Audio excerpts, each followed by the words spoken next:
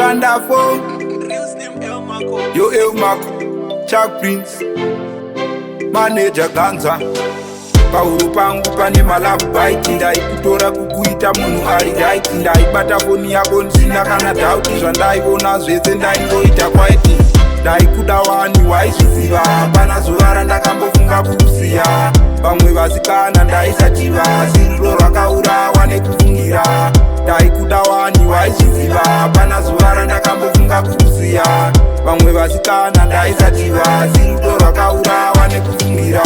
ndaikuda rudo ndichikupa ndichikuchengetedza ndichigaya uri kupa everyday ona ndairara kumba ndichiti uri mbabvu iwe uri tsinga wakandishandisa ukandirasisa ukandirwadzisa ndobva wanditambisa ndakambofunga kuda kundokusungisa but nyaya dzato hadzitongwe namapurisa ndaikuda wani waizviziva pana zuva randakambofunga kukusiya vamwe vasikana ndaisachiva siriro rwakaurawa nekufungira ndaikuda wani waizviziva pana zuva randakambofunga kukusiya vamwe vasikana ndaisachiva siriro rwakaurawa nekufungira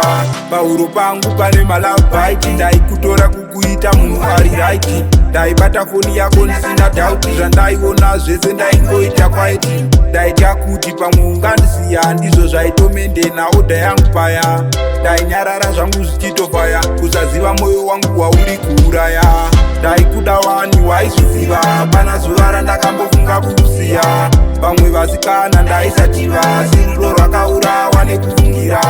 ndaikuda wani waizviziva pana zuva randakambofunga kukusiya vamwe vasikana ndaisachiva siriro rwakaurawa nekufungira waizviziva pana zuva randakambofunga kukusiya ndaisachiva siriro rwakaurawa nekufungira waizviziva pana zuva randakambofunga kukusiya ndaisachiva siriro rwakaurawa nekufungira ndaikuda wani waizviziva pana zuva randakambofunga kukusiya vamwe vasikana ndaisachiva siriro rwakaurawa nekufungira ndaikuda wani waizviziva pana zuva randakambofunga kukusiya vamwe vasikana ndaisachiva siriro rwakaurawa nekufungira